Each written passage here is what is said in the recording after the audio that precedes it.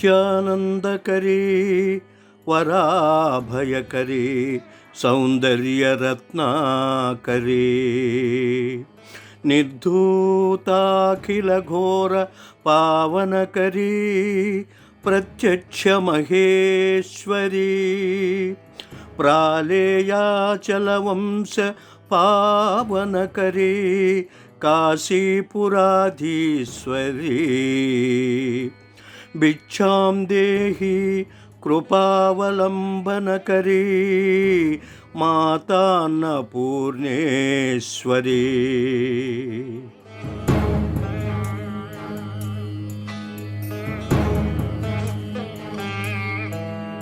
సమస్త ప్రాణికోటికి జీవనాధారమైన ఆహారాన్ని ప్రసాదించే తల్లి అన్నపూర్ణాదేవి సాక్షాత్ జగజ్జనని.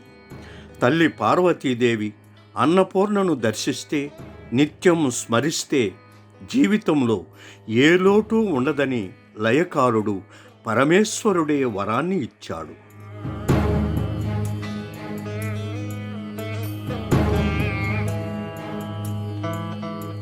అన్నపూర్ణే సదాపూర్ణే శంకర ప్రాణవల్లభే జ్ఞాన వైరాగ్య సిద్ధ్యర్థం భిక్షాం దేహి చ పార్వతీ. ఇలా భక్తితో అన్నపూర్ణాదేవిని స్తుతిస్తే చాలు, ఆ తల్లి కరుణామూర్తి అయి ప్రసాదిస్తుంది. అన్నపూర్ణాదేవిని మనం చూసినట్లయితే చక్కగా గర్భాలయంలో కానివ్వండి, చిత్రపటాల్లో కానీ, విగ్రహ రూపంలో కానీ భాష్యం పట్టు వేసుకొని ఒడిలో బంగారు పాత్రను పెట్టుకొని దానిలో నుండి అన్నాన్ని కలుపుతూ తనని కొలిచే భక్తులకు ఇలా గరిటతో వడ్డిస్తూ ఉండే అమ్మవారిని చూసి భక్తులు భక్తి ప్రపత్తులతో ఇలా వేడుకుంటారు.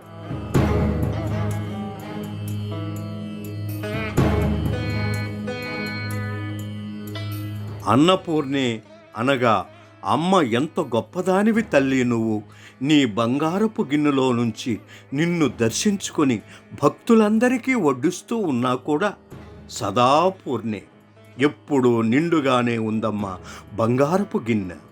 ఎంత ఆశ్చర్యము! గిన్నెలో నుండి అన్నాన్ని ఇస్తూ ఉంటే ఎందుకు నిండుగా ఉంటుంది? ఇక్కడే భక్తులు గ్రహించుకోవాలి.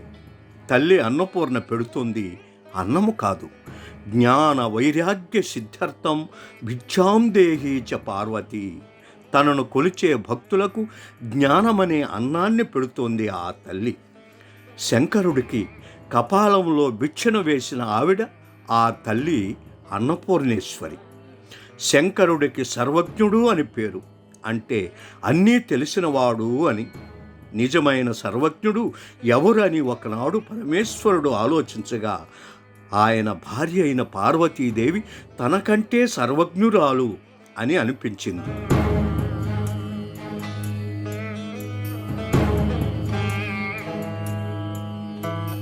శివుడికి ఇన్నాళ్ళు నేను గుర్తించలేదే అని వెంటనే తన పుర్రెనే భిక్ష పాత్రగా పట్టుకొని ఆమె వద్దకు వెళ్ళి జ్ఞానభిక్షను ఇవ్వమని అడిగాడు.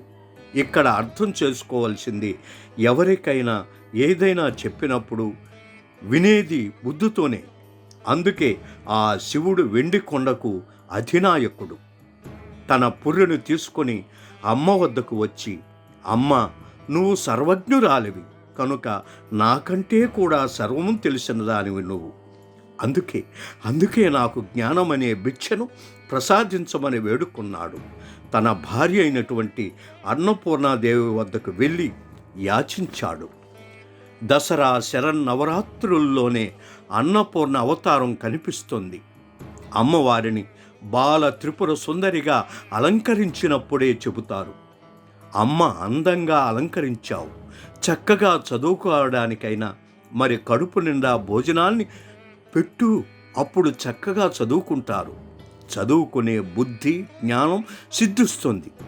అందుకే కాశీ అన్నపూర్ణాదేవిని దర్శించుకొని వేడుకునేటప్పుడు అమ్మ నాకు భిక్షను ప్రసాదించు అని మనస్ఫూర్తిగా భక్తితో ఆర్తితో ఆ జగన్మాత అయిన అన్నపూర్ణను వేడుకోవాలి.